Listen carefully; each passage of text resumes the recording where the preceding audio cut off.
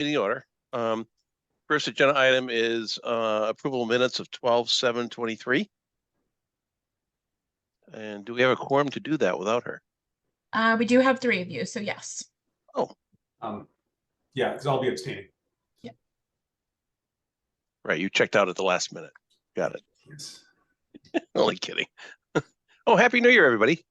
You too. Happy New Year.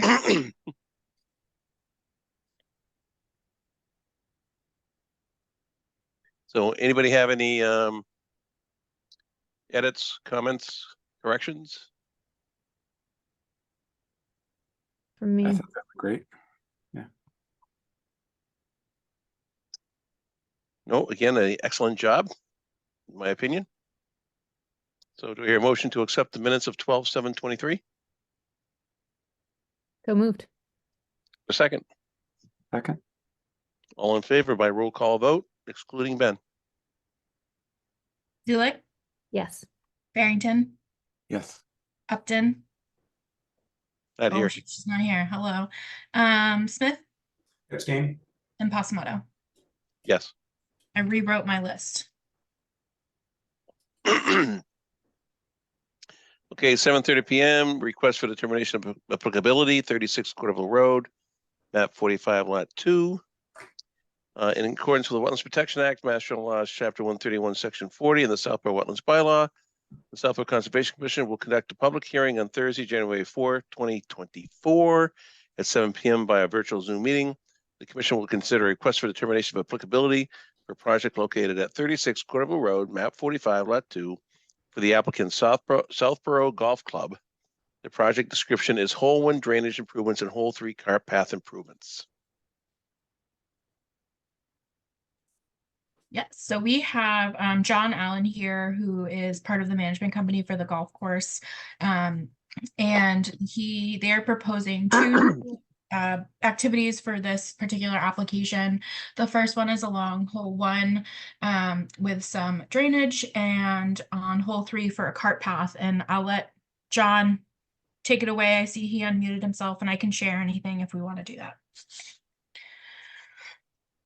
Okay, thank you very much. Can you hear me? Yes. We can. All right. Yes, we're looking for improvements we'll start with 1, which case you should have in front of you is the application for a drainage issue that has been ongoing. And that area there is next to a wetland.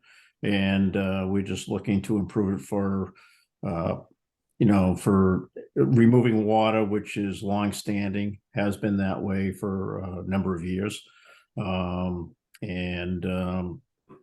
It's minimal, I believe, and that's all we're looking for is just something to make the course, add to the value of the course. Any questions?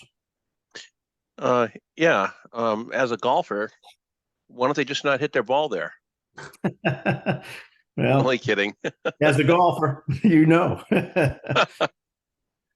I'm right-handed, so that would be a hook, in my opinion, Yes. not a slice. So, yeah, having golfed there many times, I do understand that that's wet. It's difficult to mow. Before they reconfigured the golf course, they used to leave that rather high because the hole was the tee box was in a different position. And typically, you would slice it into the area that is within the dotted blue lines. So, Yeah, I don't disagree with you there, and I've been there since 2006. That has always been a area where, again, the trajectory now is different, where you Yeah. come from a different angle, like you said. And I think it was, something, again, it would affect, from a golfer's standpoint, is the slicer. Again, it's just something that is not appealing, from the road. You see the nice fairway, and for a better part of last year and almost every year prior to that, except for a severe drought, that has been an area that never dries out.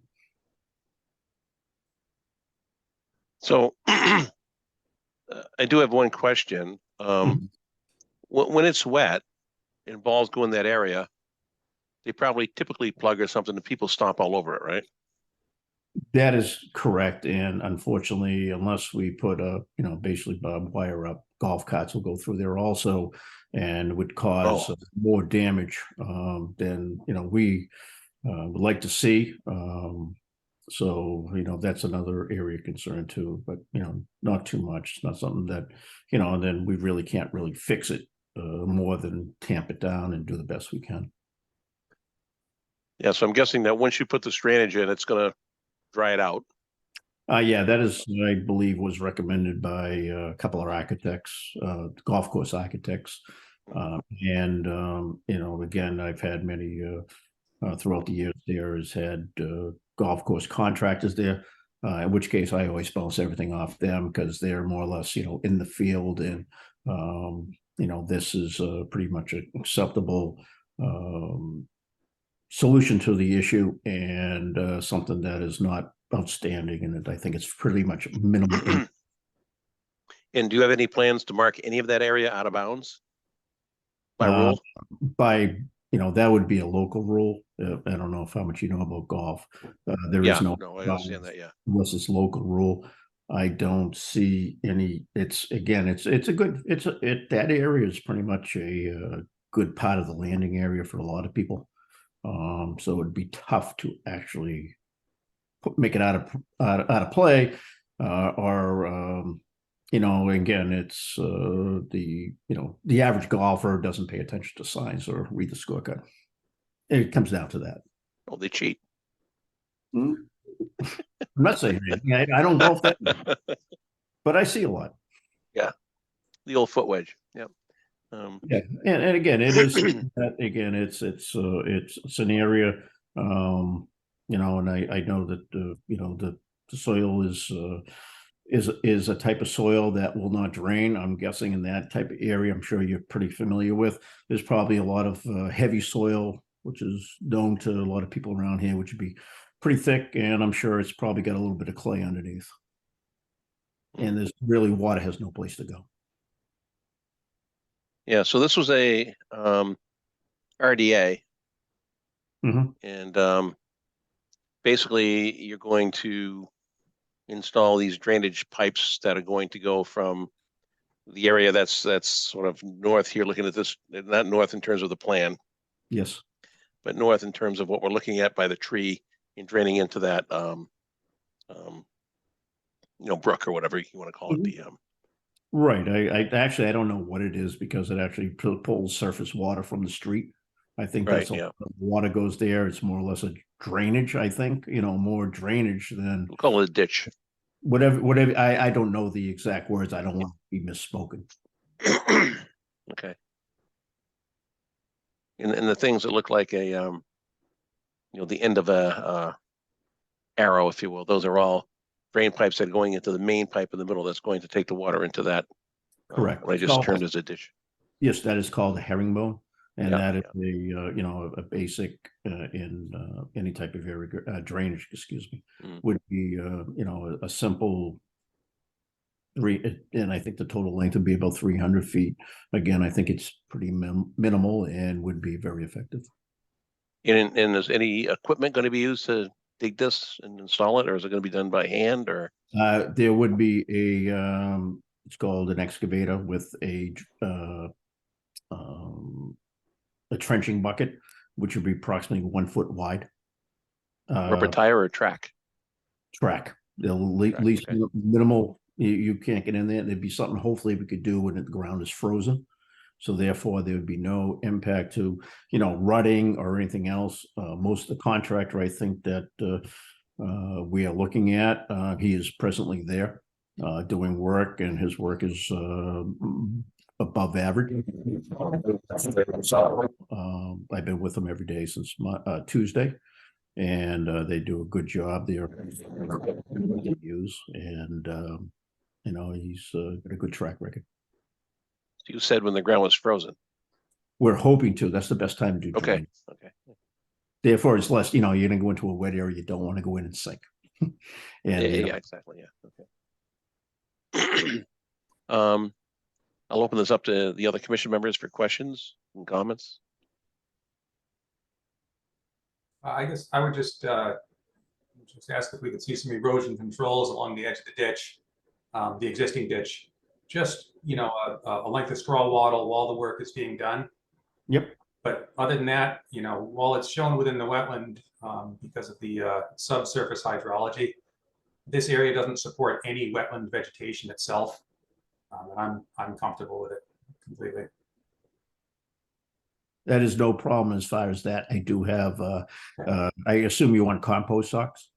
Yes, or Yep. straw I wattles are have fine them. too. Either one is fine. Yep, if they weren't frozen, they'd be there today because Okay. of, yep, so I have no problem and I've used them before there, doing little projects and stuff.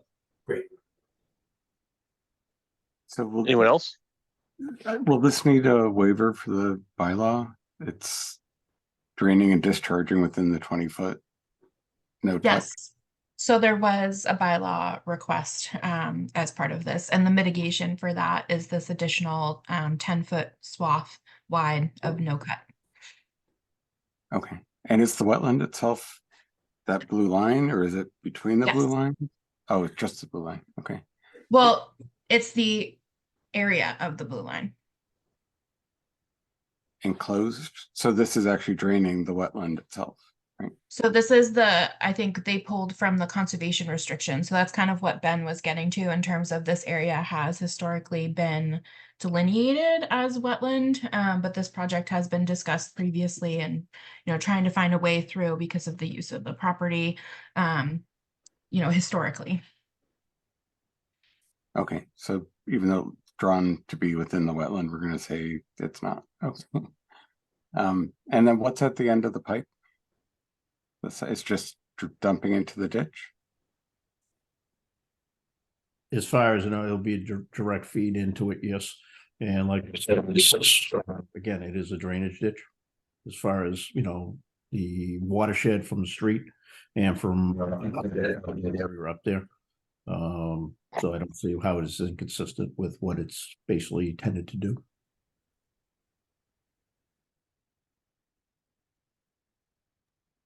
Those are my questions. Thanks. Anyone else? Because I just to address a point that Kevin raised, I think a part of this is the adding this no cut area to the area immediately adjacent to the wetland. At least in my opinion, will add value to the wetland itself. And I feel like it more than mitigates putting in this drainage to an area that is previously degraded and supports no wetland vegetation. We all have to make our own decision on that, but to my mind, the mitigation offsets the impact, I would say. But I understand your point, Kevin. Yeah, so where the herringbone is shown has been historically mowed for years and years and years and years and years. That is correct. It is at a height that is, there is actually a very good distinction as you see that area there for proposed mitigation is that areas to the left are much higher. And so we're just going to allow that to encroach to whatever it will be. But yes, that has been mowed in the past, yes, and it still is at a good difference between what is, I guess what you would say the edge of the wetland is a very good area of embarkation. Yeah, so for me, from a golf course, I don't want to say playability because that's not really the right word here, but maybe it is. That when people hit golf balls in that area and it's wet, driving carts in and stopping around in it is just making a mud pit. So to me, this is an improvement and getting some mitigation to the right of that, as I see in the screen here, is positive to me.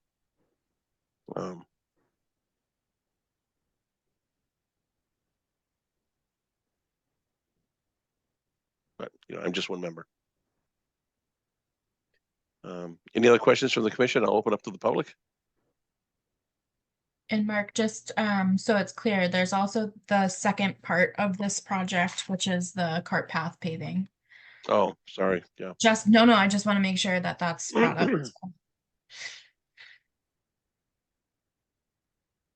Oh, I didn't realize that. So the yellow line is what's going to be paved? Yes, so the existing path. Yeah, so right where the cursor is, it goes to the right and goes up. That's where the ladies' tee is. That is the forward tee, correct? It's used by both ladies and men. There's a back tee that is, we have Right. three markers, so.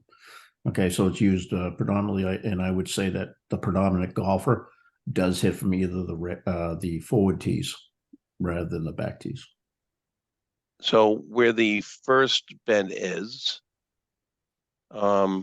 right there going up towards the fairway, is Mhm. that above the crest of the hill? I don't think it is it? Where you have the cursor right now, that is the crest of the hill. Rest. Right, so if you back down, it's not, right? If you back down, it will actually there. is what has happened without a path there. People have started going up that way, and so it's it was something where now there's a basically from driving on it, there's now a path going up there, and my feeling is that you might as well go put the path where people want to go. And if that is an issue, that's something we can work with. But basically, I believe it's pretty much outside, in an area that is, might not be close enough to the wetlands. No, I understand that. I'm just thinking that if you're doing this because of erosion, There is, right? There would you will, include that as well? That little piece? yes. Oh, where the one that's not marked in yellow? Yes. That would be something we could talk about. I never thought of it. Again. So I there's- understand it's not within the, our purview, but Well, actually, it is, John. I think if this little section is new, then that brings it back to what we talked about in terms of the CR. Correct, but it's not So new. new paths. There is an existing path there. Yes, there is existing path. That's what I'm saying. It actually goes both ways. yeah, it does. Okay. To throw out an It's alternative. like a Y. It's a Y there. Correct. Could a small section of fence or something be put to keep people on the paved path?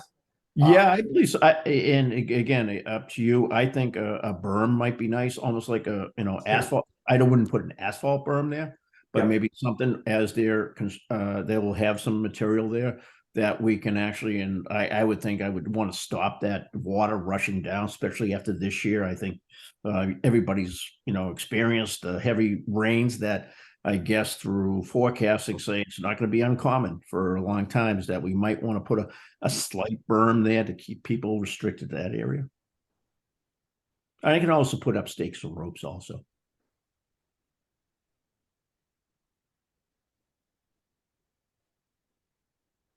I mean, I think keeping a group from teeing off at the back tees, walking up that yellow line and then taking a right and then going up by the forward tees, they're not going to do that.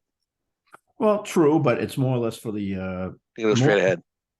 people are going to when in basically golf cart paths. You do not want people to exit one way. You want them to exit multiple ways. So they will leave the cart path at wherever their ball went. If it went left, they're going to go left. They're going to go off early, which is what you want to see because it cuts down. And the fact that if everybody goes off the same way, it's going to be detrimental to the turf and to the area. So therefore, if they go off different ways, it's much better. Scatter. Correct. That's what it's called. The scatter thing. We have to, we will be doing that. So, again, whatever you do might be best for it. That's fine. I have no problem with the input. And I actually have been, around golf, and for, a number of years, and through my experience, you want them to go off different ways. All golf course architects will tell you the same thing. You do not want to go off the same area because it will lead to, erosion. Yeah. Yeah, the only reason why I brought up that Y piece is, if you have a lot of rain and so on and so forth, you're trying to, Mhm. take care of erosion, and that's not taken care of, that's going to find its way downhill too. I don't disagree with you. It might be something where we do have the material there. It's fairly, it's good material. It's something that we could actually, which I like to see is, almost little berms here and there, deflect the water certain ways and kind of just, keep down the velocity, which I think you would appreciate, and not having that total run down there.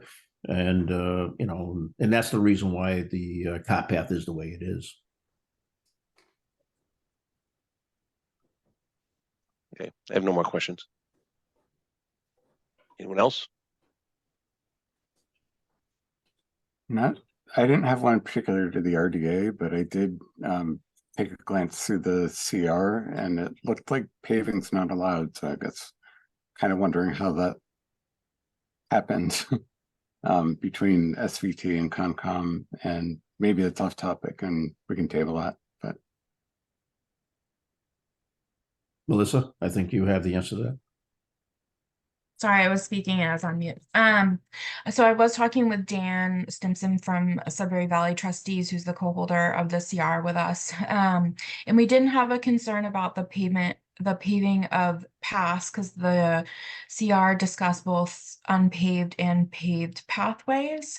The one thing that we did find was that it just couldn't be wider than 6 feet, and any new paths need to have written permission.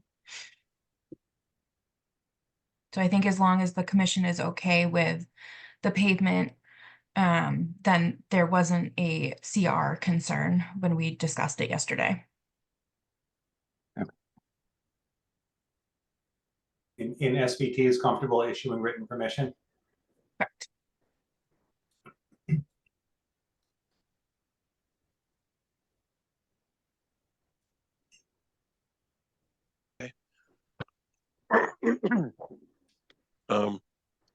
Any other comments from the commission? If not, I'll now open up to the public. Just raise your hand. Melissa will let you in. And I do not see any hands. Okay. So based on comments from Ben regarding protection along the, I called it a ditch. It shouldn't be really called a ditch, but along that area of adding some straw wattle protection. Is there anything else that anyone would be against issuing a negative determination of applicability? Would you want a straw wattle up the downhill portion of where they're paving as well for the duration? Oh, well, yes, yeah. Good Yeah. point. Yeah. Yeah, I definitely would. Just want to make sure. Melissa, in a negative determination, do we supply a list of findings within that determination? Yes. Can we just add one that with the approval of the commission, of course, that we find that the mitigation offered for the drainage work offsets the impact? Yes.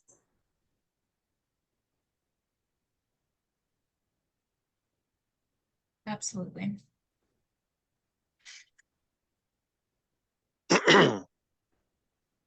So is everybody comfortable with the negative determination based on that? All right, do we hear a motion? I move that we issue a negative determination and grant a waiver to the 20-foot no-touch bylaw for the purposes of installing the drainage as discussed. Is there a second? Second. All in favor? Zulik? Farrington? yes, Upton? Yes. Smith? Yes. Pasmano? Yes. Perfect. All right, Okay, John, thank just you. give me a ring excuse when those erosion controls are in, and I'll walk Okay. over. Excuse me, how about for the cart path? Was that included also? Yes, yep, Yep. all set. Thank you very much. All right, next up, 710, request for determination of applicability, 30 Presidential Drive. In accordance with the Wetlands Protection Act, Mass General Laws, Chapter 131, Section 40, and the Southborough Wetlands Bylaw, the Southborough Conservation Commission will conduct a public hearing on Thursday, January 4, 2024 at 7:10 p.m. by a virtual Zoom meeting. The commission will consider a request for determination of applicability for a project located at 30 Presidential Drive, map 82, lot 21, for the applicant and owner, Marcy Poirier. The project description is invasive plant mitigation. My light's bad in here. We have Andrew Whitaker here as representative for the applicants. So Andrew, I will let you take it away. If there's anything you want to share or want me to, just let me know or feel free. Excellent. Can you hear me all right? Yes. Yes. So yes, my client has retained our services in hopes of mitigating an invasive plant problem at their property. Melissa has the documents. Unfortunately, I'm not super familiar with Zoom in terms of the documentation being shared on my screen. Yeah, do you want me to just share the plan of the area? That would be that would be helpful. Thank you. Got it. Yep.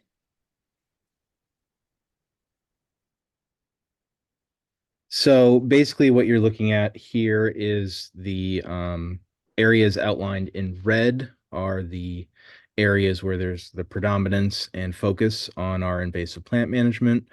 The main problematic plant in the area is Asiatic bittersweet, and that's pretty much throughout, with basically kind of in the backyard, side yard, and on the south side of the pond there being the most troublesome areas.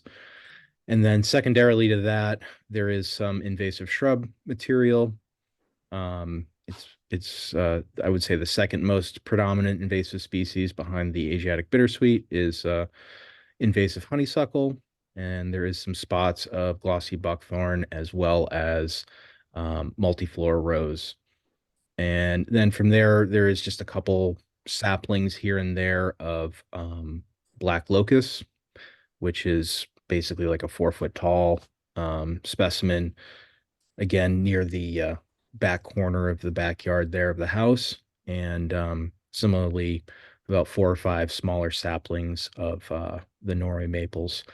But again, the predominance of our work is really focusing on freeing up the tree layer that's pretty much in certain areas really problematic, in other areas is a future problem.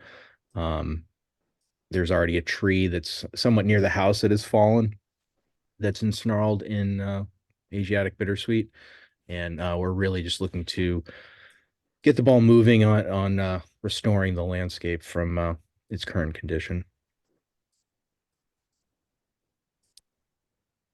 And we're looking to, in the proposal, basically use a cut stump treatment on the invasive plant material. So we're not looking to dig up any roots or remove any root material so as to keep the area stabilized and the least amount of disturbance. And in order to manage the cut growth that we do take out, we would be applying a aquatic formulation of glyphosate to those cut stumps. And the material, ideally, if you see on the lower south side of the map, that red area where there's invasive plants there, that's an area that's disconnected from any of the wetland areas and has already existing invasive vegetation. And our goal would be to use a wood chipper on the street there and put the material in that red section so that when we're back for follow-up maintenance and monitoring, that any material that should resprout, if there's any seeds on the plant material, would be in that same area of focus so that we'd be able to better manage it in the future.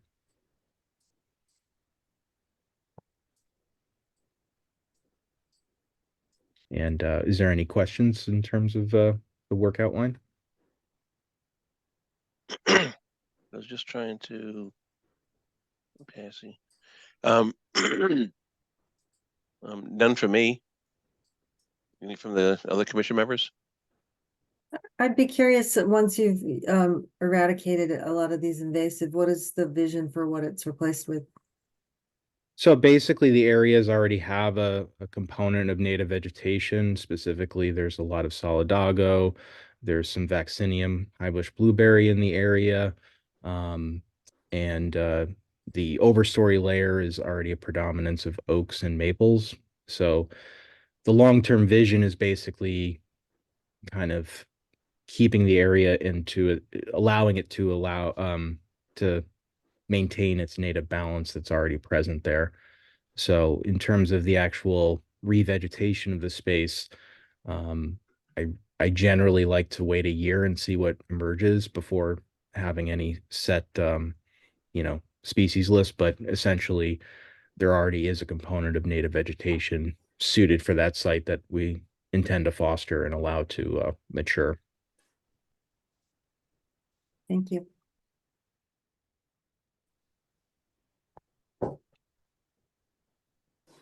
Any other But y- questions? To be Comments? clear, we're not looking to landscape the areas. This is strictly just a mitigation strategy and preservation of native vegetation.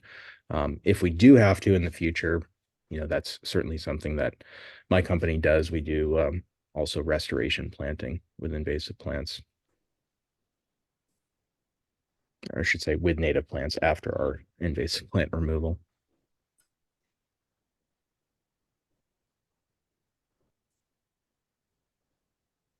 Any other questions? No. None from the commission. Is there any from the public?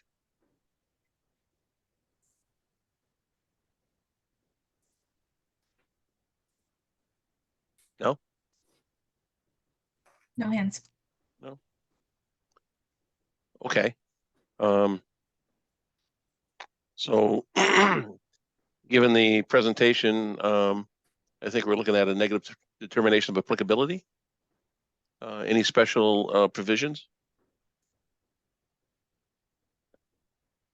Doesn't sound like there's going to be any ground disturbance with, they're not doing mechanical removal of any of the root systems or anything. And also to be clear, the machines that we're bringing on, the wood chipper would still be on paved surface on the road. All the work in the wetland area is with hand tools and battery powered chainsaws. No. Okay. The charging station. Grid tied. I'm Okay, sorry. with that, do I hear a motion for a negative determination of applicability for 30 Presidential Drive? So moved. Is there a second? Second. All in favor? Zulik, Yes. Barrington, Yes. Upton, Yes. Smith, Yes. Osmanno. Yes. Perfect. All right, Andrew, I'll get this to you tomorrow morning. All right. Thank you, Melissa. Thank you, Thank you. everyone. Have a great evening. You too. You as well. Okay, next we have 720 Notice of Intent, 20 Sears Road. In accordance with the Wetlands Protection Act, Mass General Laws, Chapter 131, Section 40, of the Southborough Wetlands Bylaw. The Southborough Conservation Commission will conduct a continued public hearing on Thursday, January 4, 2023 at 7:20 p.m. via virtual Zoom meeting. The commission will conduct a notice of intent for a project located at 20 Sears Road, map 64, lot 2. For the applicant, William DePietri. The project description is to daylight a stream channel by removing the pipe and creating a channel within the upland buffer zone. The request here has been to continue to February 15, 2/15. Yes, so 2 meetings from now. So they're still working on revisions. I think Lucas still has some comments that they are working on. So plans are still in the works. So they've asked for 2 meetings to kind of get their documents together. Okay. Do we have a time or TBD? You can do 7 o'clock just for the start of the meeting, and then we'll put it appropriately in the agenda. Okay. So a time certain. Do I hear a motion to accept a continuance request? So moved. A second? Second. All in favor? Zulik, Barrington, Yes. Upton, Yes. Smith, Yes. Osmanno. Yes. Perfect. All right, thank you.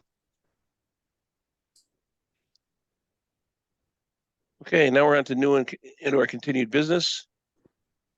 Pardon my voice, but I've finally stopped coughing after 3 months after COVID. It's been brutal. So we have a request for extension of 117 Framingham Road, DEP 290-1066. Yes, so this is a request for a 3-year extension. This is their first extension. The work has not been started yet. It was for I think a in-ground or indoor swimming pool at the property. So they're still planning on the project or trying to figure out viability, and so they have requested the 3-year extension. Anybody have any questions or comments?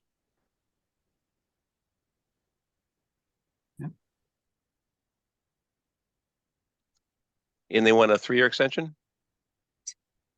Okay. Do I hear a motion to issue a 3-year extension for 117 Framingham Road, DP number 290-1066?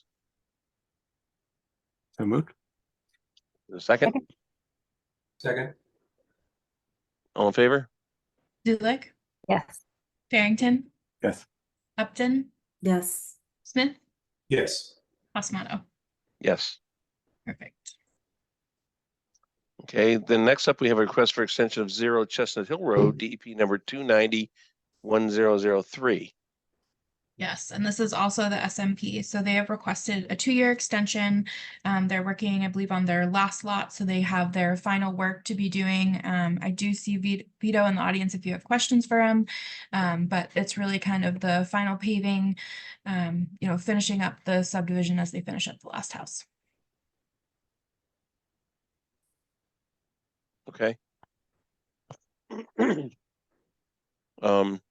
Vito, do you want to add anything since you're here? Allow him to talk. Not much really. Melissa had it kind of covered it. They're just down to the last lot. And then after that, they have to do final paving, clean up basins, all the ending stuff. So, but they're almost there finally. Okay, thank you. It's a 2-year extension, you said, Melissa? Did you say correct? Yes, sorry. Okay. All right, do I hear a motion to issue a 2-year extension for 0 Chestnut Hill Road, DEP number 290-1003? And the SMP, if you will do them 1-1. And that, So moved. is a second. Second. All in favor? Zulik, Yes. Farrington, Yes. Upton, Yes. Smith, Yes. Osmanno. Yes. All right. Thanks, Vito. Next is request for certificate of compliance, 5 Nathan Stone Lane, DEP number 290-1073. Yes, they have actually requested this be moved to our next meeting. I spoke with the representatives right before I left today to talk about some of the comments that Lucas had in their review for the certificate of compliance. There were some concerns that they brought up in terms of incorrect locations, a number of plantings on the as-built, some bare spots, and the erosion controls were still there, and some species information on the vernal pool observations. So they are going to be working on those and for submittal for the next meeting. So they have asked to continue with the expectation that they are going to address the comments made by Lucas. Okay. So continue to the next meeting. Yeah. Thank you. All right, next is mitigation plan, 90 Deerfoot Road, encroachment into 20-foot no touch. So I'm going to let Mitch from Goddard and Justin DePietri are going to be loading in. So as a background, as they get situated, this was a new single-family home that was constructed at 90 Deerfoot. The house is now completed, and they were doing the certificate of compliance documentation and found that the original placement of the silt fence was placed incorrectly within the 20-foot no touch, which was a discussion we had during the hearing. And there was also the addition of a bulkhead in the back in that similar area. I see Mitch is loaded in, so I'll let him take it from there. Sure. Hey, Commission. My name is Mitch Maslenka with Goddard Consulting, wetland scientist. So I'm here tonight with Justin DePietri. So yeah, like Melissa said, one of the big issues with this as-built property now is bulkhead was constructed within the 20-foot no disturb buffer zone, which I remember during conservation meetings when this was getting permitted, we were trying to protect that area as much as possible and do, you know, whatever restoration was necessary to build the house corner back there where there's a granite bound pretty close nearby there. So now that it's in an as-built condition, and it's been found that the bulkhead was constructed in that 20-foot buffer zone, it was asked for me to, as a wetland scientist, to evaluate the situation and have a little site walk, see what we could possibly do to mitigate for that disturbance in there, because the bulkhead is a pretty sound foundational part of the structure now. So we'd likely want to go towards the route of doing some sort of mitigation plantings to ensure that any access around our new bulkhead is restricted to just around the bulkhead, and prevent any homeowners from disturbing close to the wetland. So I made the mitigation plan, if it's all right to share my screen and show you guys what I came up with.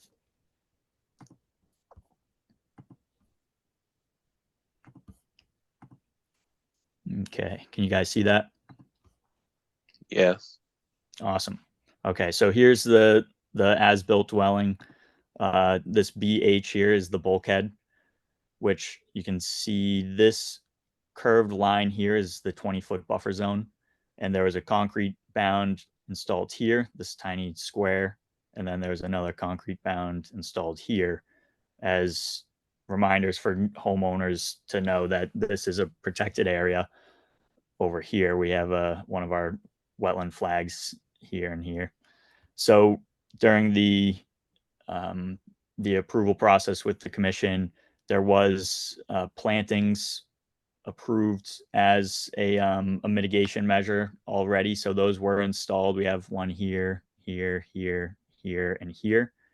And those are pink flowering dogwood trees and high bush blueberry shrubs.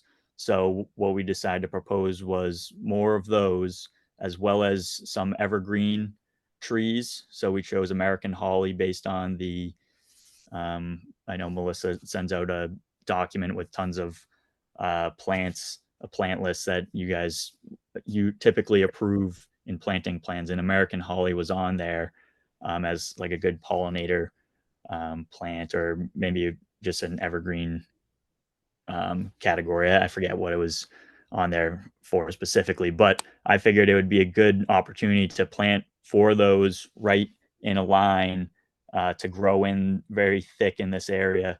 So we'll have 1, 2, 3, 4, 5, 6, 7 total plants, or 8 plants in a line, clearly demarcating that the homeowners shouldn't be accessing back there frequently. And then even behind there, we're proposing 2 high bush blueberries, because it is, you know, a relatively open area by the wetland boundary. So adding in 2 other high bush blueberries could just even beef up the 20-foot buffer zone even more. Then in addition to that, since there, you know, we are aware that the 20-foot buffer zone now has a portion of structure inside of it, we also considered doing some mitigation over towards Deerfoot Road itself, in this corner of the lawn. So this area is outside of the 20-foot no disturb zone, but it is an area where I figured if we plant some more trees and shrubs, it'll just better protect the wetlands down where it is about to cross underneath Deerfoot Road. So because this hill has a pitch down here, so you know, stormwater is going to fall on the lawn and surface runoff is going to flow down there, and to slow down that stormwater runoff from the lawn, put in some plants, have it naturalize in there, and then just slow down water before it can hit that culvert underneath Deerfoot Road and continue down through the wetland system. So that that's what I proposed for our mitigation plan. So let me know if you guys have any questions. I have one question. Why is the bulkhead access area so big? So, I mean, we can shrink that. That is just sort of how I figured any homeowner is going to, even if we like it or not, they're going to be walking around their bulkhead. So I just kind of made it based on the concrete bound. They'll probably walk between the house and the concrete bound around the bulkhead and then in there. If you want me to tighten it up a little bit and then add in a plant, even here, we could even do that too. So that access could definitely be shrunken. No, I was just curious as to why you depicted it like that. Because around my bulkhead, I have landscaping things, and I only have one access, which is directly into the front of it, right? You open up the doors and you walk down the stairs. Yep. Yeah, and I mean, leaving one way for access is probably fine. I just figure, homeowners moving in realistically, how are we going to control them from wanting to be stepping over here all the time to gain access from their back to this whole side? So a blueberry bush. Yeah, we could put more plants in this area and make it clear to the homeowner that this should just be their one access. Could do that too.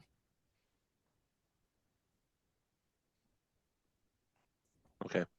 I'll open up to comments and questions from the commission.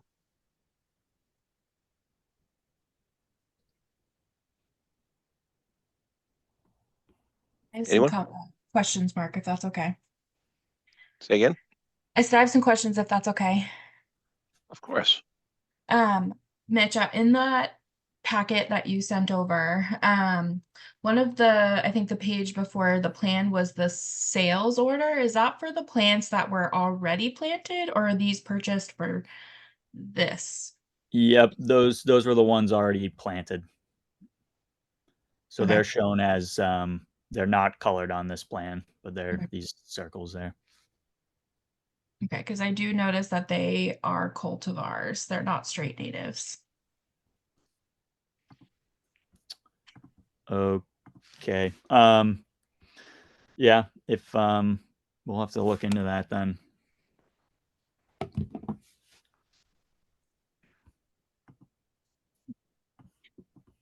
Because I think if that's something for the commission to consider, if you're okay with plantings, making sure that they're the correct ones that you want in there.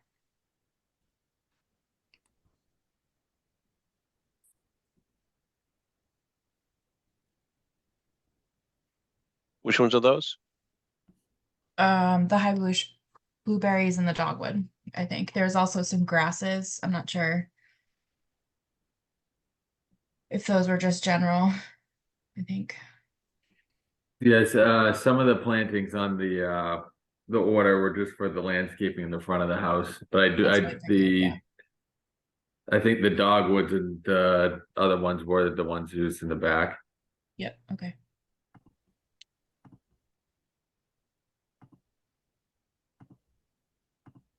So that might be something to look into, and something that the commission might want to think about. I think Mark was kind of getting to it in terms of, access / final landscaping of that area within the 20-foot no disturb. If you kind of leave it more open with just plantings, I think it opens up the opportunity a little bit more for it to be more of a grassy area, lawn. There in the past we've required even things like boulders to make it a little bit harder to get around, to dissuade people from taking a push mower even through there, or something of the similar. So that could be something, but the way that at least the plants are depicted now with the American holly, they're right on what is now the tree line, where before the tree line was where that 20-foot no disturb was. So there is a good amount of area that is lawn, which was not approved. Yep. Yeah. So like Mark was saying, maybe we tighten up some access over on this side, leave most of the access available on just on this side down here. And as far as mowing and boulders, I have no problem with that. We could definitely add like some bigger rocks to prevent like allowing that area to get grass growing and maintained. Is the bulkhead a typical access where the two sides kind of open to the right and left? Yes. Okay. Yeah. No, I was just wondering because of Mitch's comment around leaving it kind of open, sort of down where it says C, C, B, and D. You still wouldn't be able to get in the bulkhead with the door staring you in the face, if you will, right? Because it would open towards you. Yeah, you gotta be standing in front of the bulkhead to. Exactly, right, exactly, Brian. Ben, yeah. But I would think 4 or 5 feet in that area, just thinking, I mean, it's strange, I go in and out of my bulkhead quite a bit. And 4 or 5 feet in front of it is all I need for maneuvering things in and out of the basement. yeah. Yeah. So if you're okay, if we just take out this rectangle here on this top side of the bulkhead, that'll eliminate any access on that side, and then they can just access from their backyard, and then right here is where they're going to enter the bulkhead. So Yeah. Yeah. When the doors open to the right and left, you really can't enter from either side. Unless you parachute in. So Melissa, we'd be looking at issuing ultimately a retroactive waiver for the 20-foot no touch. Is that? Yeah, so you can do this, in kind of 2 ways. You can do kind of an approval sort of under the guise of administrative amendment type, after the fact, where you're acknowledging, you guys had done kind of a temporary 20-foot for temporary, work if they needed to do the foundation. So there was kind of some initial request, which is useful in this circumstance. So you can do some sort of approval that kind of outlines what the conditions would be for this specific item. That would be then inclusive within, the final COC. So if it's something that you guys want to, it can be done under the open order. So yes, it can just be an additional motion. Okay, thank you. So I am curious as to how the bulkhead kind of fit neatly between the 2 bounds. It was kind of just by luck. It was missed on the site plan. The bulkhead wasn't on there, and then we didn't really notice till we went to do the as-built and had the stakes placed for the bounds to be installed. And it was like, whoops. Yeah, exactly. And they did bring it up as soon as they realized that, it's not something that they've been sitting on either.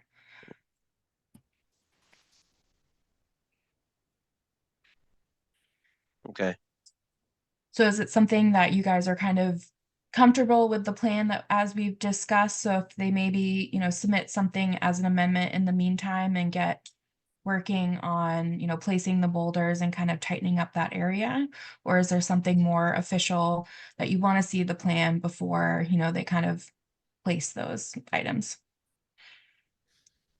Well, what's the timing on this? The house is built. The house is built. We were looking to go for a COC. Do you have a closure pending? No, the its house is on the market for sale. All right, so given that, I would say that I would like to see an updated plan, right, before we issue the COC for this, just because it's on the market, it's for sale, right? And if there's something happens between now and the next meeting, whatever. I mean, we have had a process in the past where we can issue a sort of a letter saying that they're on track to complete the COC and so on and so forth to move forward. So I think I'd like to see the updated plan. Any other comments from the other commission members? That's just me. Oh, I agree with you, Mark. I agree too. And that there's been enough discussion about where things are going and what they are. It would be great to see it illustrated. Yeah, with no impending closing, I think that we've got time to get the Yeah, updated that's plan. that's fine. Not a problem. All Okay, right, so let's table need- this until we get the updated plan. yeah, our next meeting is the 25th, just so you guys are aware. Okay. 3 weeks. Okay, Great. thank you. Thank you very much, Commission. Yeah, thank you. Good night. All right, next up is approval of annual report. Yes, very exciting. How many Our- hearings? Yeah, it's the same as it kind of is every year. The one I did change some, what did I change? Oh, I did delete the like listing the addresses of the violations. It was just, I think, one of them that we had. It just felt, I don't know, a little weird to me. It's 'Cause like some of targeting. them- yeah, because it's for most of the time it's small things, residential addresses, and it just felt weird. So I did take those off. And I put in that we, did the bylaw updates this March. We got some new members, Russ left. And also something that I haven't mentioned to you guys, I think, yet, but our community gardens coordinator has just resigned this year after many, many years. She's been here at least as long as I have, for 5, as the community garden coordinator. So I put the thank you to her in there.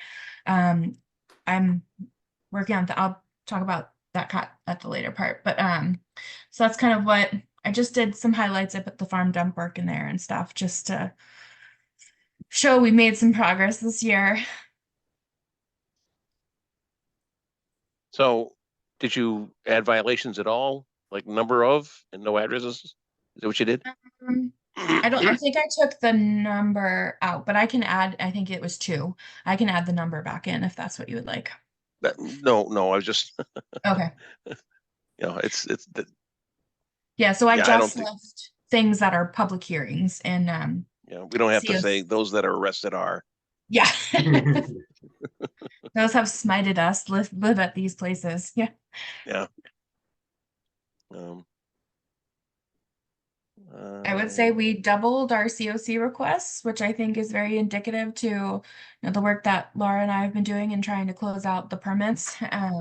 27 is quite a lot for a year, so that was pretty nice to see. It's great. Do you And that want to does- say anything about the dump? We did, yes. Okay. So that's towards the end.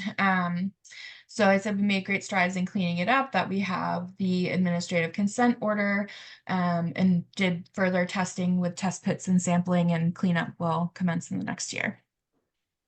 And did we say anything about the testing results? No, but I can. I think we should, Okay.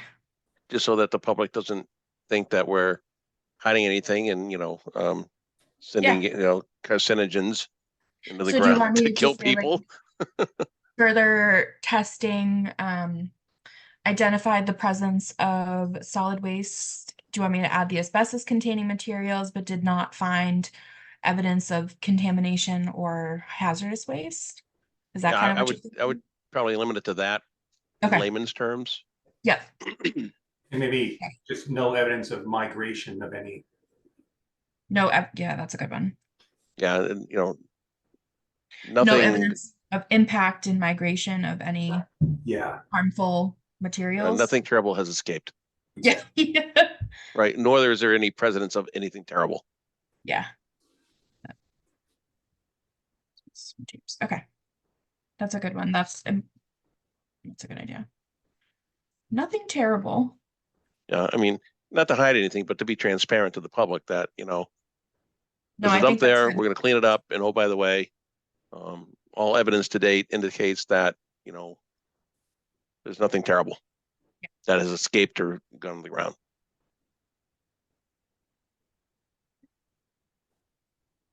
Anything else? Changes, edits? It was a short week even, and I still can't So get what my words. about,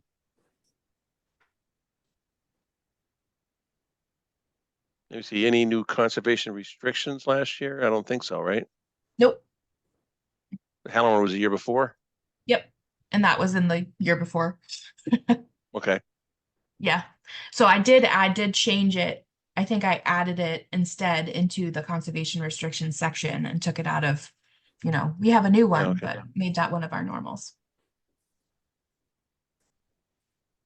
And if anyone would like to volunteer and join the board, we have 2 openings. I will put that. Yes. Please join us. Please join us. It's a lot of fun. Yeah. You don't know what you're missing. All right. I'll put our little tagline at the bottom. There you go. So we have to vote to approve? Not as long as you're okay with me just sending it in as we've discussed. I'll get it in. Awesome. I love the thumbs. Yep, sounds good to me. Perfect. Cool. Done. See, Park Central ZBA comments for 40B comprehensive permit. Yes, I will let Laura do a quick update, but I don't think there's really much that we need to discuss tonight because they're kind of still held in stasis a little bit. There she is. Hi, everyone. Hello. The briefest of updates, because there's really nothing to update you on. Park Central, the next hearing is next Wednesday on the 10th. We are just waiting to see if we can move forward, how we will move forward. I have no information right now on that. And then for 120 Turnpike, the next hearing for that is February 6th. And right now we're just in the process of securing peer review for that project. So no revisions to either project as of yet.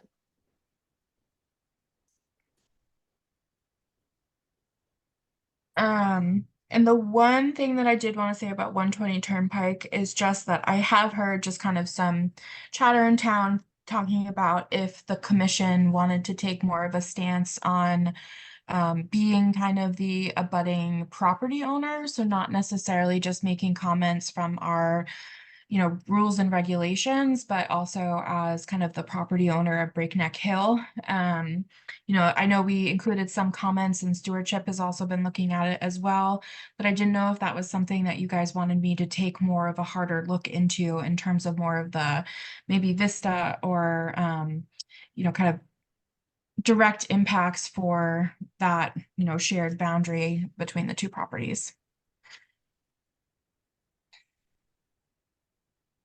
So Melissa, I'd like to understand a little bit more because I read the stewardship letter. It's pretty comprehensive and they're linked with us. And so I guess when I read that, I thought in many ways that was representing some of the interests we would share. Yes, exactly. And I think that would still happen. I think stewardship would still and is, writing their own and have their own comments. But stewardship technically works under our direction. So we are the primary owner of the property, why we have made stewardship to kind of have the daily oversight of Breakneck Hill specifically in Town Forest. So while I think they have no trouble and have no problem, being the ones to have comments about that, I think it would also be nice to have, some support from the commission, or if we had different comments or something else, that's more along that lines, or if it's something that you guys did want to say, stewardship, can you please take a look at this maybe more carefully, and, it could be something of a mutual discussion as well. So there are kind of some avenues depending on if you guys want to go down that track at all and what level you would want to do that at. So I was kind of on the same page as Melinda with respect to stewardship under our direction, having sort of the day-to-day operational oversight under our direction, because we're not there day to day. And, taking their input and supporting them with respect to this is kind of where I was falling. Me too. They are, to put it succinctly, they're our experts on the site. And they know it very well. That a lot of it's, when we say they do a lot of work, they're actually out there doing a lot of physical work. They're physically on the site so much. I feel like they have the best position and the best perspective. Is it something that you guys are comfortable with me reaching out to stewardship committee and or I don't know if it'd be appropriate to reach out to ZBA, kind of stating that, you know, the stewardship, any comments that the stewardship have the authority to kind of use it as the property owner type aspect of it, as long Well, as it's within the scope of. I guess- think what I would do is take their comments and bring in front of the board Okay, and see if we're in supportive of their comments, right? And then, sort of having their comments come to us as an empowerment to them, and then bringing that forward from Okay. that perspective. Because like Ben says, that they are there day to day, right? They're the muscle on the property. We're not there day to day. We need to take their input. We need to maybe politicalize it, if you will, if that's a word. A little bit in terms of how we carry that forward. But in my opinion, I would rely on them, and I would not want to provide oversight and diminish what they're saying. yeah, I don't, I mean, and Kevin, please speak to me if you think this is wrong. I don't think they would think you are overstepping. I think they are also, looking for making sure that the commission supports, their comments as well. So and maybe through Kevin as well, we'll bring that back to the committee. And if they need any assistance from me, I'm always happy to help out with that. And, if it's something that even if you guys are open, might be an opportunity to have a meeting with them kind of jointly. Maybe it's time we have just a Breakneck Hill meeting, separate from this kind of issue, but just to get back on page with what everyone's doing and who's what, where, when, without any other, I guess, public hearing business to get us all riled up. I think that's a really good idea, Melissa. The wording that they put in the document was very well thought out, and the issues related to dogs and waste management and light and height of building. They really have thought about this in ways that we as individuals don't have their expertise and their intimate knowledge of the site. So I think it would be great to hear from them. Yeah, and I know you read in the every person on that committee has a deep love for that property. That was very much clear to me. So I know that they're wanting to make sure that things are followed, processes followed. So I think they'll be happy that they have the support, and we'll report back if there's anything kind of additional needed. And as things get moving with 120, I'm sure things will evolve and things can change. Okay. Okay. Violation 38 Presidential Drive. Yeah, so this is my bad. I didn't get to them since I got Well, back. then that's to it. Update. I know, I'm done. Fire me. I'm gone. So I will have something for the next meeting. I promise on that. Okay. No worries there. Restricted covenant 84 Main Street discussion. I understand we're waiting for input. Yes. So at the last meeting, we did kind of review, I think, the updated area plan, to show that it had some of the structures on it to make sure the areas made sense. They wanted to make sure that just the general area was okay before they finished the comprehensive plan. So they're still working on that, and we'll send that over once they have it. Any discussion? No, okay. Chestnut Hill Farm Management Plan. We're waiting on that. Yeah, I Updates? haven't received any additional draft. I was kind of expecting it by now, but the more I thought about it today, it might be because they were going to get their forestry plan together before they were going to resubmit. So that, I think, might be why they haven't submitted it to us yet. I could believe that, having been the owner of a forest in New York State. These foresters are their own breed. They are slow. Even Slow, the waivers, slow. even the way the state forestry section of DCR works is very confusing to me. I deal with it more in Rutland, getting the cutting plans. Like I don't think I've ever seen a forest cutting plan in Southborough, let's be honest. But like the timeline in which we get them and what you're actually supposed to review, and then when you get the follow-up, you can't tell if this is actually the first time you're getting it, even though it's Oh, dated it's 2 years unbelievable. ago. But okay, I went off You need to have tangent. this done by 2019. Yes. Well, it's 2024. We still have time. How can that be? It's ridiculous. Anyways, that's an aside. I have to admit that review of standard conditions for OOC and SMPs, the last few weeks, I checked out of everything. Okay. Right? I didn't have work. I didn't do anything with respect to any of my responsibilities whatsoever. So I haven't looked at these things at all. Okay. I apologize. I appreciate the honesty, Mark. The only thing that I was thinking about today as I was pondering some things is, and related to, and I think it's important as we talked about 90 Deerfoot today, that's how it kind of came up, is for new single family homes, we've talked about kind of how do you track and how you keep the builder accountable, you know, for permits that are ultimately sold because it's new construction.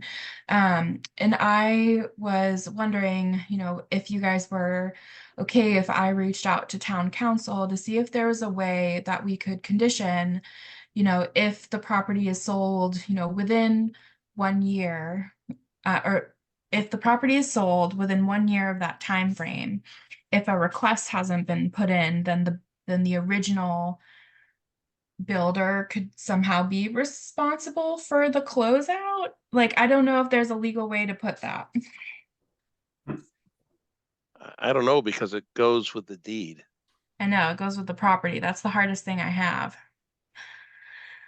Right? So Jeez. you can ask, you know, legal as you have, but I don't know.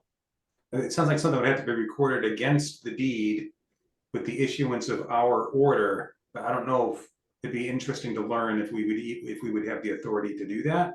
Right. So it's like if it was a condition of the order, that's recorded, you know, so a condition of the permit is that, and we do have, you know, technically there is a condition in here that states, you know, if a project is not closed out upon, I don't know if there was a time frame, you know, upon completion, then you're in violation of the COC. You know, I don't think any town has ever enforced that because I don't know how legal that actually is. You know, but it must have come from somewhere, but you know, just trying to see if there's a better avenue to hold accountable. You know, we get the contractor affidavit. You know, if there's something other than kind of the homeowner certification that I had kind of talked about before of, you know, if a home is sold, you know, while the permit is open, then within, you know, 30 days or Well, something of the sale, they send something to us. the teeth is the fact that the title's dirty, Mm-hmm. right? That's the teeth. And the problem is that even in Worcester County, which requires clear titles, unlike, well, I don't know if this is still true, but unlike Middlesex County, it still falls through the cracks. It's definitely Well- gotten better. You know, there are ones that I get requests about where I don't even know how they could have found it because it was like unindexed property searches. Mhm. But then there's obvious ones that, you know, come up after the fact that, you know, I don't understand how it wasn't caught. And it's really just for the new builds, you know, when something is being built and is changing property. I've seen it for other properties that have changed Yeah. hands, right? So I've seen properties have changed hand 2 or 3 times, and then some, you know, Yeah, yeah. lawyer finds through a title search that there's an outstanding OOC, Yep, that's true. right? Yet it's closed 2 or 3 times, which means the competency of those other agencies is not high. Yeah, a little scary, a little scary. Um, They always like me when I turn back more open permits than they've come to me with too. So that's always fun. so I don't know, the checks and balances are there. Whether or not they are caught with respect to the way they should be caught is the issue, in my opinion. Especially in Worcester County, which is Yeah. where Southborough lives. All right, so maybe it's something to think about in terms of, is there a better way to, when things change ownership? One, I think with the new construction, one of my biggest concerns is that we've had builders that will do the project and then say, I'm not closing it out, it's not my problem, and leave these new property owners with, obviously something that was just done. It's not something that's 10 plus years old. And for their new house, they now have to pay for a full as-built survey and all of that. So I think for that example, Mhm. I think the builder is responsible and should be held accountable. Yeah. Right? For, somebody that bought a house that might have an open OOC and they don't know it, and then they go to sell it. Yeah. And then it's caught, I don't know how we fill that hole. Yeah, and I don't think know. that's more what I mean of more just, when something is explicitly like a new build done and then sold and, it's that more process, then yeah, I don't know how to fill the other hole, unfortunately. And for the new build that gets sold and so forth, typically what I think I've seen is, you'll have a roadway that has an open OOC on it, right? And then you'll have properties that have OOCs on it, and they'll ask for the closure of the OOC for the property, particular house, but the Mhm. roadway's still open, Yeah, that's very common too. That's right. right? And the roadway will stay open until the last house is done. Or even after, as we've seen, Yeah, sometimes yeah. they never even come back and close that out. Yeah. I mean, I think we're getting better at some of the, those types of things, but it's still the new build that really, I mean, we can't really do anything about historic permits and trying to catch those up, except for what we're already kind of doing and trying to reach out to homeowners, etc. So yeah, just thinking on how to prevent it The going plan forward. board uses bonds that the developer has to put up that they forfeit if they don't finish their project. So I don't know if we could require. Oh, we've something had those. Liberty Estates. They went bankrupt and left. with their Oh. bond to help or no? No, they put up a bond. Developer went bankrupt and left. And the bond that they left behind still was not enough to finish the project. Didn't that happen twice there? I think it did, yeah. Yep. I mean, Right. I don't know if there's a perfect answer, honestly. I don't think so, but something to ponder then as you guys are Yeah. looking through. That's kind of always my ongoing, how do we be consistent? How do we close the loop? Yeah.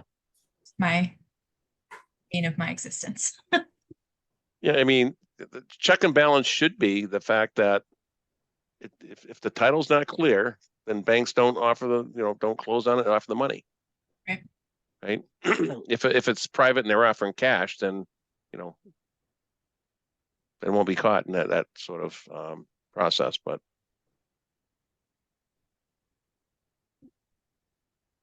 Anyway. Right. Okay, conservation scientist agent report. What All you right. got? I got a lot. So let's see, 5 Corderville, well on their way. They've been good with their construction entrance. I did just speak with Vito today. Actually, they're going to be doing the test pit for the infiltration units on Tuesday at 9 in case anyone is feeling riveted and wants to be there. I'll probably walk over from my office. Let's see, 200 Turnpike, they had one of the breaches after some of the storms, so they did fix it. And they actually prepared for the second big storm that was coming and did some check dams, so they were great. They still have some kind of ruts and erosion along the slopes to fix, but they're not finished with final grading and work, so that's to be expected. They're working on those. On the house lots on Granule and Brigham, I've requested the builder and the engineer to do some additional stabilization both on the lots and on the roadway on Brigham. On the opposite side of where they're working is where all the contractors have been consistently parking, and so it's kind of eroding, causing sedimentation. Yes. Dogs are barking. I'll be right back. Okay. Oh God. I think it'll be fine if I keep going. I think it'll be all right. Okay.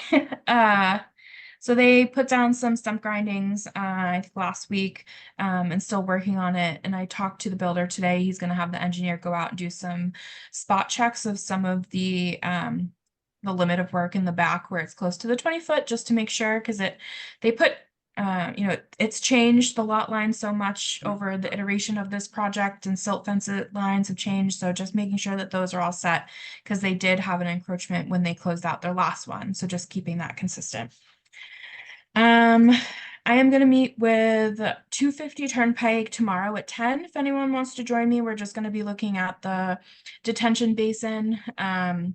They're going to start asking for bids for contractors to do the work. So he just wants to double check, that he has the scope right. So if anyone wants to meet me there, I'll be there in the lower parking lot. That's empty in the back. Random on Northborough Road, there's a utility pole laying on the side of the road. It's related to a Marlboro project. They're doing some fiber optic work. So I reached out to Marlboro, and they actually couldn't even figure out who was doing it because it's a private company. So they're tracking those down and getting that fixed for me. But I think they just stored it on the shoulder of the road, and it just kind of went on in. One thing that I did want to get your input, if the commission was okay, was during the storm, we had a lot of properties that flooded, obviously had stormwater impacts. A couple of them were ones that we have discussed previously, but we didn't have jurisdiction necessarily. So, things like I think the Learned Street, where it was a very small area but very, very steep, that did actually erode during the storm, and ended up in the property on oh my gosh, what's in front of Learned? Not Parkerville. Central? Yeah.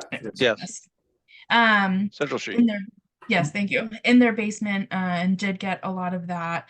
There is some issues of like some new kind of smaller additions that didn't even really qualify for our minor projects, in which have been constructed very close to property lines, and downspouts, are kind of just going right into properties.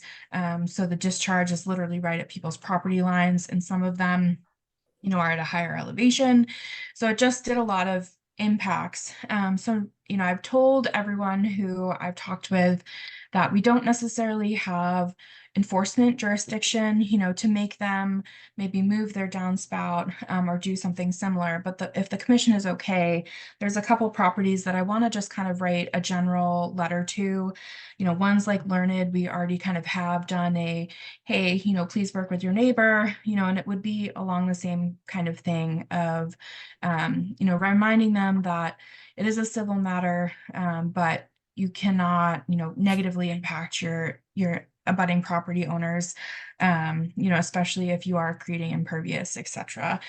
So not necessarily an enforcement letter, but a kind of a gentle but firm reminder to be a nice neighbor and not shoot water at them downstream. So I didn't know if you guys had any thoughts about that, if you were okay with that.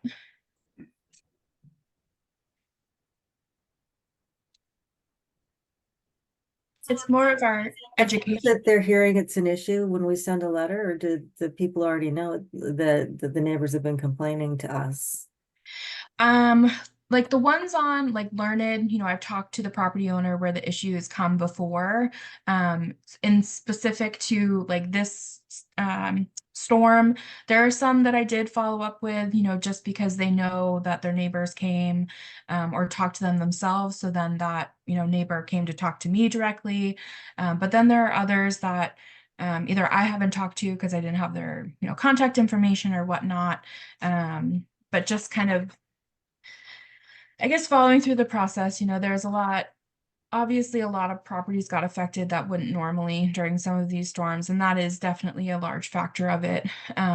People got flooded that just have never been flooded before. And that's just a fact of what some of that rain was. But it's more of a, I guess, educational opportunity of other, items that they could do, and how, stormwater kind of erodes and does cause issues on abutting properties, because most of them do come from a steep grade. It's not kind of just, it's, my neighbor, just don't like how much water it's coming. It's they've done something to their yard recently that's not jurisdictional, but has caused, decent enough slopes and have unstabilized soil that caused issues to their neighbors. So I'm kind of on the fence because in my neighborhood, many of the storm drains were clogged with leaves and sticks, and water didn't go where it was supposed to go. Yeah. Including in my yard. It found its way down next to my driveway, and I had probably 3.5 feet of water next to my driveway, which I don't ever get. I might get a puddle that's 6 inches deep, but not, almost 4 feet of water. And then if I go up, my neighborhood Schuyler Drive, if you go up the top there, water came down off the hill. And if you drive up Schuyler Drive now, you'll see a pretty good size amount of gravel or rubble there on the turn right before you take the left on the Summit. Which I'm surprised the town hasn't come with a street sweeper and swept it up, but they haven't. So, and when you drive over in the car, you know it. So I don't know. These storms were, out of the ordinary, and I'd hate to send letters out to homeowners and say, hey, you're putting water in your neighbor's property when we had these kind of storms, because there was all kinds of abnormal things, in my opinion, that occurred. I agree. And that's kind of why I wanted to talk to you guys about it, because I was very conflicted.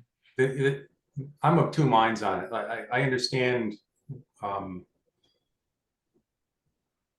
It really, yeah. Like the Learned Street one, I'm more comfortable with, because that was a cliff that fell. Yeah. That one was more very much sediment and not just water. I guess the place where I run into a little bit of difficulty is we do spend, more than a little bit of effort trying to educate folks about what our jurisdiction actually is. We spend a lot of time explaining to people, listen, we just don't have jurisdiction over that. Or on the other hand, this is a situation where you have to talk to the Conservation Commission before you do anything, and that our jurisdiction has always been a complicated issue for people to understand. And I guess I'm a little curious, if we send the letter, we're gonna then end up with the folks asking to come before us, and a muddy jurisdictional issue. Is it? So, yeah. Sorry. So what if then, Good point. that's an interesting point. So what if we then spin it, and instead of writing letters to individual owners, I can start working on like not quite a poster, but an educational material as like this is what the commission does. These are items that maybe we don't have jurisdiction over, but are good practices, of stormwater. What is stormwater? What does it do? And that can be something that I can bring to you guys as, if just putting it on the website, and if people call with those types of questions, we have something to direct them towards, or even if they want to print it out and give it to their neighbor themselves, then it's, we created something educational, but we took that step back and we kind of said, this is where our jurisdiction ends. Because most of it is civil, that when it comes down to this type of issue. I like that. That's a great idea. Oh, I'm sorry. I was just gonna say, I like that approach better. I try to imagine how I would feel if I got a letter saying, because I'm up high on a hill, and there's probably water running down on somebody else, and I wouldn't know what it meant if I got a letter from Conservation Commission saying you might be affecting your neighbor. But I think we could certainly create some educational resources that would be describing information that could be helpful to people who are concerned about this issue. And maybe we even get, my Southborough or something to then write an article once we've created this information so that people know it's available. Or the local paper. Okay. And I love also, that. that helps the never-ending task of educating people like what exactly it is that we do.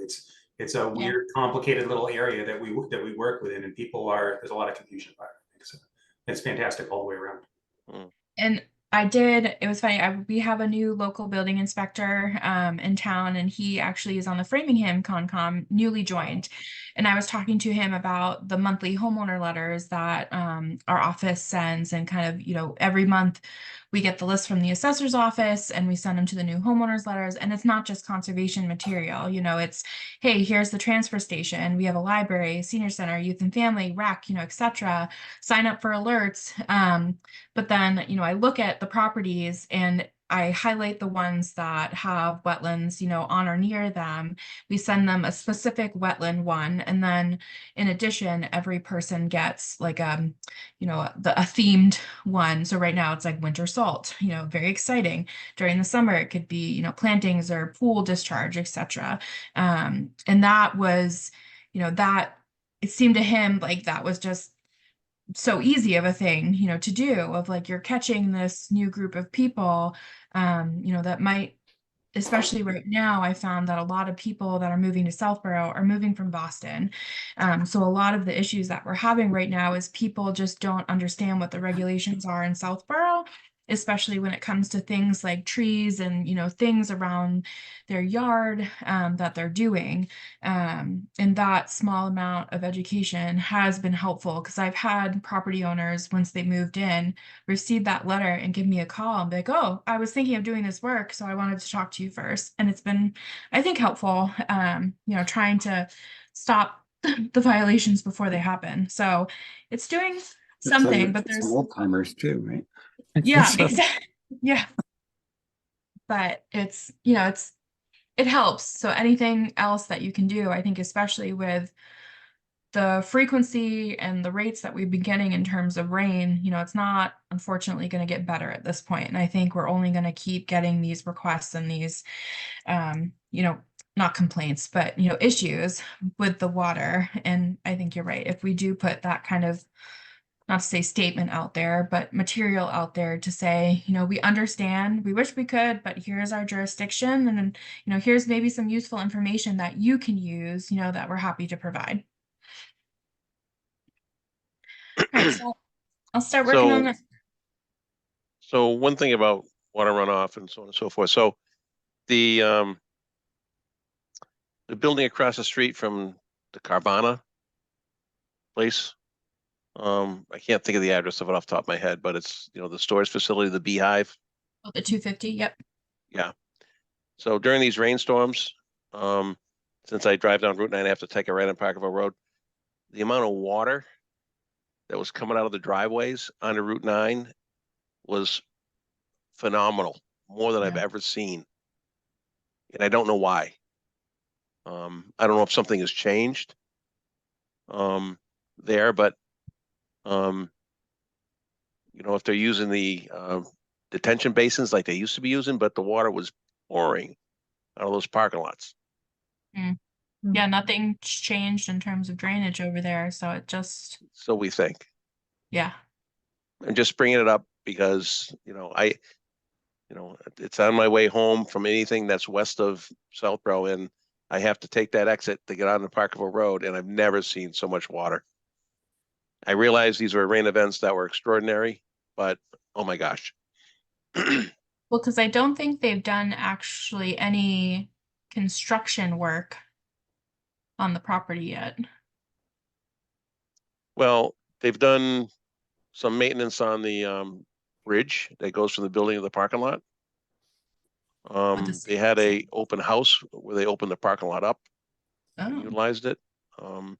So I don't know if anything has changed with respect to running water into those basins or not. yeah, because I don't think they have their occupancy permit yet, so I don't think anyone's actually in the building yet. They're still just working on the interior. But I mean, even when the building was empty, you know, Yeah. a big rainstorm that we had over the summer and spring or whatnot, never had that much water coming out of that parking lot. Interesting. Okay. I'll add that to my, And I didn't pull in to go look around because there's a chain across it, but yeah, that is interesting. Okay. I'll look at it tomorrow at 10 a.m. if anyone would like I to just join. wanted to plant the seed. That's all. I I like to just join. wanted to plant the seed. That's all. No, that's a good. I didn't see that one. I was amazed by the weir on Middle Road was gone. Gone. Couldn't see it. It was completely underwater. The weir on Middle Road? With the dam, On the causeway. yeah, Oh, yes, yeah. the Half Moon. It was Yeah, completely gone. submerged. Yeah, gone. Melissa, The what's only that reason you knew it thing? was there was a Like a little rope. a goose. Might have been a goose standing on it. Oh no. It was just Well, standing there. Seen it was standing on something. Melissa, I was wondering if you could tell us anything, what's been happening with that culvert that we've heard about off and on, and oh, the Willow Street. yeah. So they've secured it, as much as they can as of right now. I believe the road is open. So basically they just secured it because of the storm, and they're still doing their, survey work and engineering planning. So as of right now, it's not, as far as I understand, it's not a threat. It's not an imminent threat as to the complete failure. But it did have a lot of, issues with all of the water coming through in terms of sedimentation, and it collapsed on the shoulder of the road. So it seems to have not tidied up, but there's at least a pause for now. It's stabilized until they can find that final solution. I drove by the other day. It seemed like the road was closed, and I wondered. Is it still closed? Okay. I think It may have reopened, but for a while it was closed. Yeah, for a while it was closed. It was just too flooded. And then I think they were just making sure that the shoulder would hold and it wouldn't further collapse. Okay, thank you. Yes. It's the fun stuff. Okay. Was there anything else, Mark, that you had, or was it just the Route 9 comment? That was it. Okay. Sorry. Okay. So Brickneck Hill, the select board has awarded the contract to Strategic Environmental Services. They were the third lowest bidder. The first we found was not qualified. The second was unfortunately disqualified because they didn't submit some of their tax certification paperwork. So number 3 it is. They have a long history of doing this type of work, had great recommendations and references. I believe that TRC has worked with them before, so that was good to hear.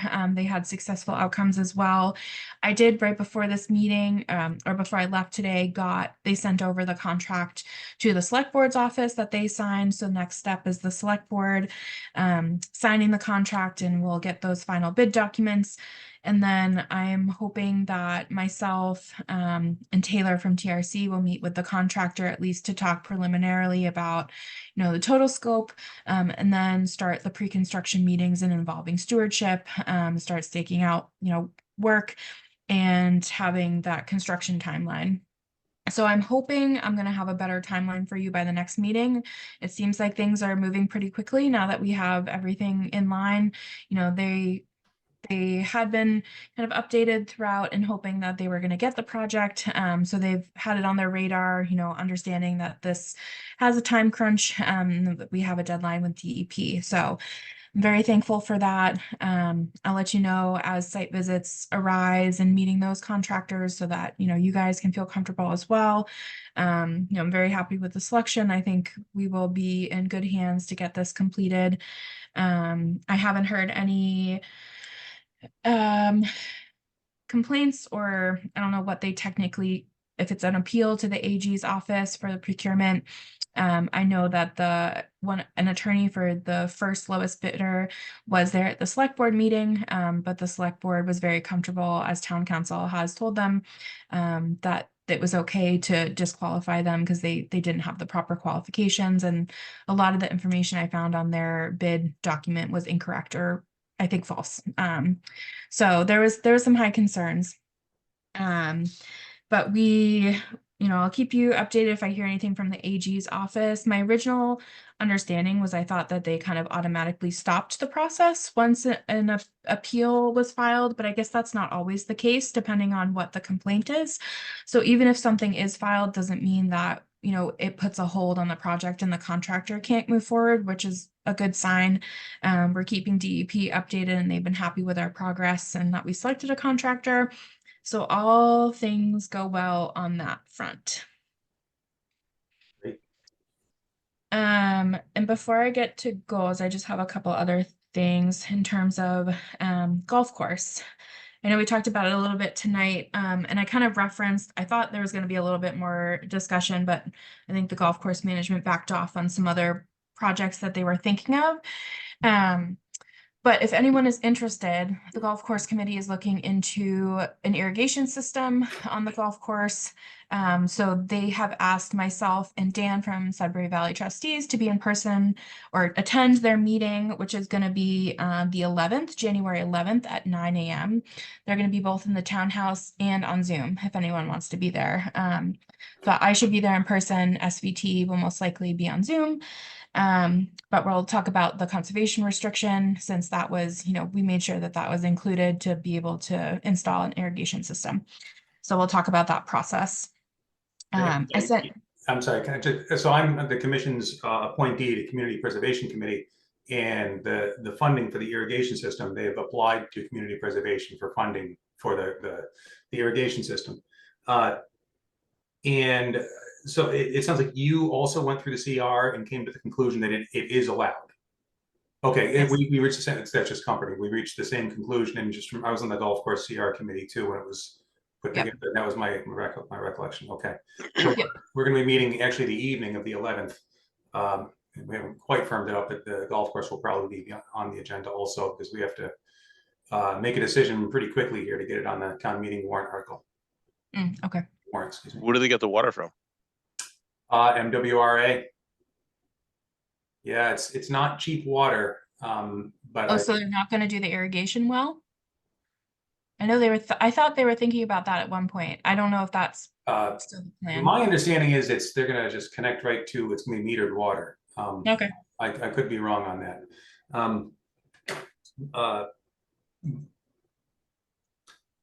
Yeah, gosh, I think it is, because the CR in fact allowed them to, if they went the well route, you oftentimes don't get a withdrawal rate high enough for a whole irrigation system. So we made sure there was provision they could actually put in a pond. Mhm. But I think they're going the MWRA route. Okay. They can't suck it out of the reservoir? You know, As long as they keep it under what, 10,000 gallons a day? I mean, it's, Yeah. you know, the permitting Class B, right? involved there would be, yeah. Yeah. To get across the DCR land, and good God, that'd be a rough one, Yeah, we're already. I mean, most slightly- golf courses have their own source of water. right? I still think we should retrofit the detention pond for the public safety building, but that was just me. Okay. Anything else on golf course? Okay. I sent you guys an email. DEP released some updated potential or proposed revisions to the Wetlands Protection Act regulations. I haven't gone through them in entirety yet. It's very surprising, I know. But it seems like most of it is some updates to some of the coastal regulations for coastal resources, some stormwater updates, which are kind of consistent with what we did with our stormwater bylaw. It has a lot of references to NOAA Atlas 14 and things like that. And also some different things for climate resiliency, which is something that, I think that's the part that I really have to read into a little bit more to understand what those regulations and what that would entail if those were put into place. So there's, a slew of different discussion sessions over the next couple months. So I'll be attending, at least one or two of those. I think there's one with Mass DEP at later this month that I have signed up for. So I'll keep you posted on those. I think the link that I had forwarded you guys had a couple of them as well. If anyone wants to join, you are welcome to. And if I see any others, I'll forward them off. an unrelated to Concom update, in case you haven't heard, our fire chief is unfortunately leaving us. He's got his dream job at Universal in Orlando at one of, I guess, a new amusement park that they're doing. So he is leaving us in February, and we are on the hunt for a new chief. And one thing that I think the deadline for warrant articles is the 26th. I forgot to put it on this agenda, but I was seeing if the commission was interested in something we've talked about before, putting on a warrant article for a revolving fund for our stormwater bylaw. Right now, all of our fees go into the general fund. So we have no source of funding for enforcement. I know we've talked about it being like maybe a tree type, bylaw, so we can use it for mitigation or things like that. So if the commission was okay, I can at least put a placeholder and we can make an official motion at the next meeting, or if it's not something you're interested in, then we can pass it off to the next time. It feels like we don't have quite enough lead time because they want warrant articles submitted by January 26th. I feel like there might be a little too much groundwork that would need to be done. So the warrant article honestly would just be a sentence stating to create a revolving fund for the SMP bylaw. And that would cause 20 people to stand up and ask questions about it. Yep. Yeah.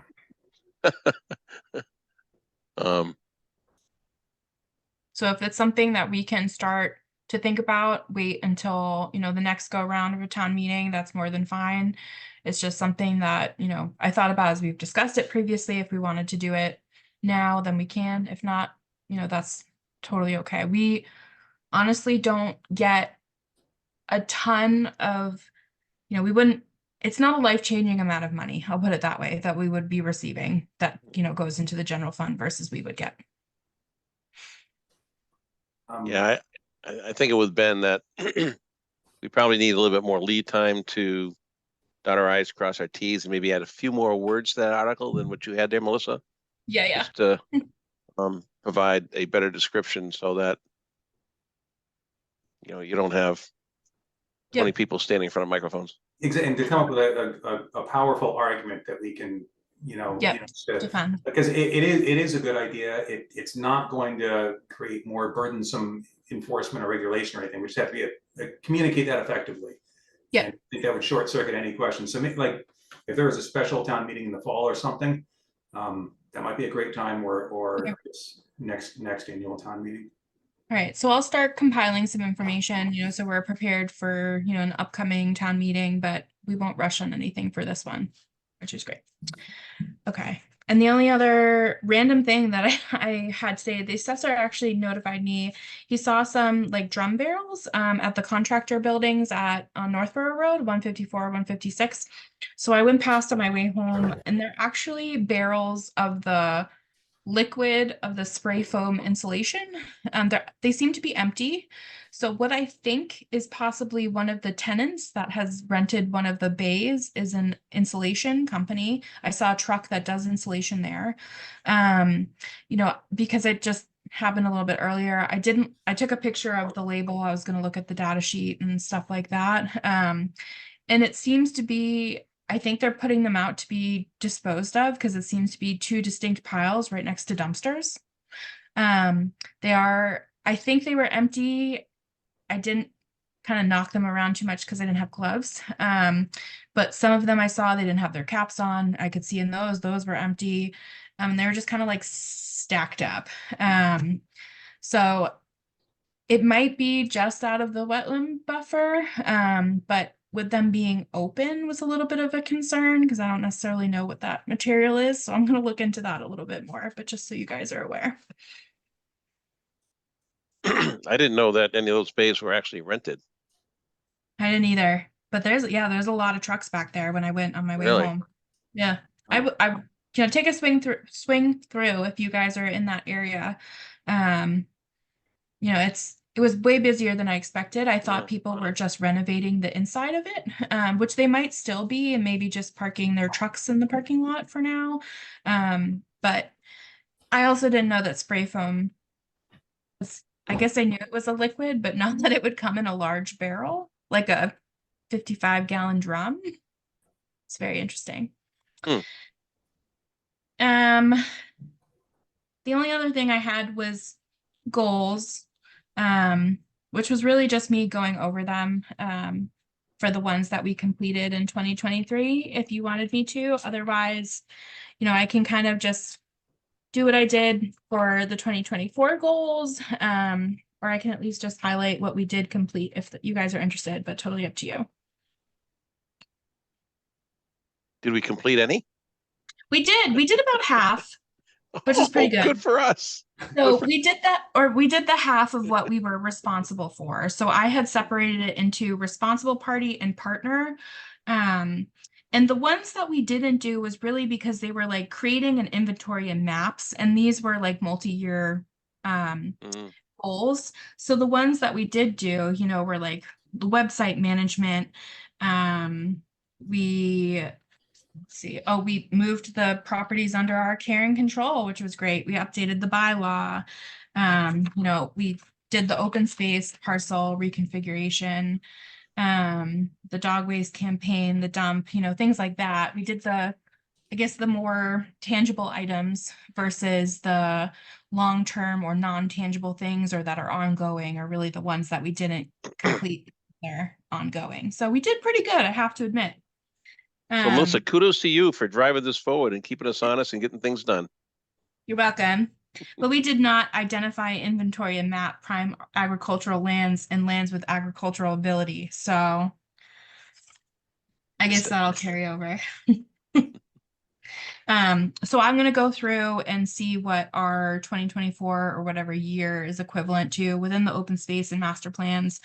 And I'll put together like the same thing for 2024. And if there's anything, not on those lists that you guys are interested, please feel free to email me, because we did kind of, we don't have to stick to that list.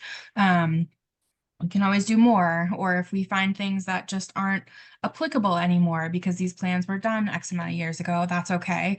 I just kind of like to document that, so when we redo the plans in the future, we have a reason as to why, which is always nice, as I found doing that in Rutland, where we did nothing. So very fun. Oh my, you did nothing. Yeah. I don't want to talk about it, but I did. But I'm done. Okay. All right, we should do the wave. Yeah, I think that's all that I have in my 62 pages of notes. Whoa, okay. So does anybody else have anything else? Nothing.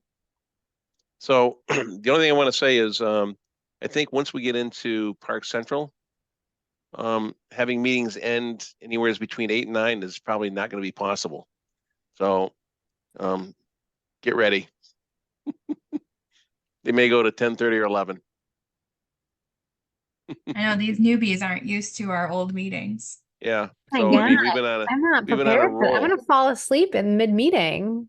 I have to start training for late nights. Yeah. Well, you wouldn't be the first one to fall asleep in a meeting. Let's put it that way. That is true. That's right. We used to start at 7:30. I remember when I first set it up. Really? Yeah, I pushed Yeah. things even later. No, I mean, Liz, there were times in the past, I remember we started at 7:30 and we had to stop at midnight because we couldn't start a new hearing after midnight. Yeah. Yep.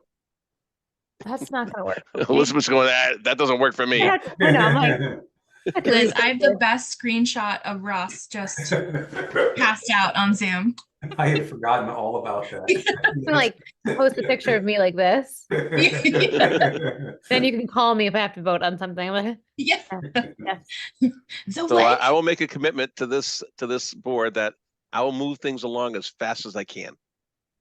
So is it all about the public comments? Is that why the meetings go so long? That and and responses to questions and lawyers, engineers, When is this starting? Well, it's in ZBA. I mean, we'll see if it even gets to us. Who knows? Maybe the covenant doesn't get resolved and it just goes away for a little bit. Maybe not forever, but for a little bit longer. But with Concom, it's hard because I feel like when they're with us in Park Central, it's very technical. It's not just kind of listening to the abutters. I think, Mark, you've always done a pretty good job of keeping it very, what is our jurisdiction? Let's stick to that for that very reason. But just I think there's very foundational issues that they were not complying with that just seems to go back and forth forever. And what about the traffic on Flag Road? It's a historical road. It's narrow. Yeah. It's not our jurisdiction. Right. Yeah, but what about that? You know, so it's difficult to, you know, you're trying to be, you know, respectful of people and their wishes and their concerns, but you need to deflect them to what we have jurisdiction over, right? You need to kind of reel them in, and this is what we have responsibility for. But they get passionate over, well, where do I take the issue that I'm really concerned with? It's like when Ben was yelling at someone the other week. And I think the current iteration of the ZBA might help that a little bit because they have very much been, you know, attentive in trying to take in not only board and committee comments but public comments and trying to keep them, you know, as such that it doesn't get as heated as it has in the past, perhaps. So there's definitely a lot more not necessarily fresh eyes, but you know, trying to make sure that the process is followed, which is nice. You know, hopefully it turns out a little bit more smoothly than it has in the past. So we'll see how it goes. You know, either myself or saying that Laura. They only go Oh. until 9 o'clock, right? That's I think so. Yeah. Beyond that, so we should try that. Yeah, Yeah. Mark, they have a deadline. And we're fast approaching it. No. Yep. So, yeah, I just want to put that out there just so that folks have a little bit of So I preparedness. resigned this week before all this. No. It won't be at least for a while because it would at least be after the ZBA makes their decision. So we'd have good heads up of when that potential never-ending meetings would be coming. Yeah, Great. I think we might need to have our own version of a 7th inning stretch. Yes. Yeah. Make sure Yeah. we're paying attention. I Yeah, expect like everyone- ice cream delivery or something. Yes. Get your sippy cups ready and, you know, tuck in. Yeah, we're good. All right, with that, do I hear a motion to adjourn? So moved. Moved. Okay. Elizabeth seconded already. Okay. Zulik, Yes. Barrington, Yes. Upton, Yes. Smith, Yes. Pasmato. Yes. All right, my friends. All right, hopefully I didn't scare anybody away. Just a little bit. I will see all 5 of you in 3 weeks. Oh my 3 gosh. weeks. Yep. I'm going to bed. Good night. All right, good night. Everybody. Thanks, everybody. Bye.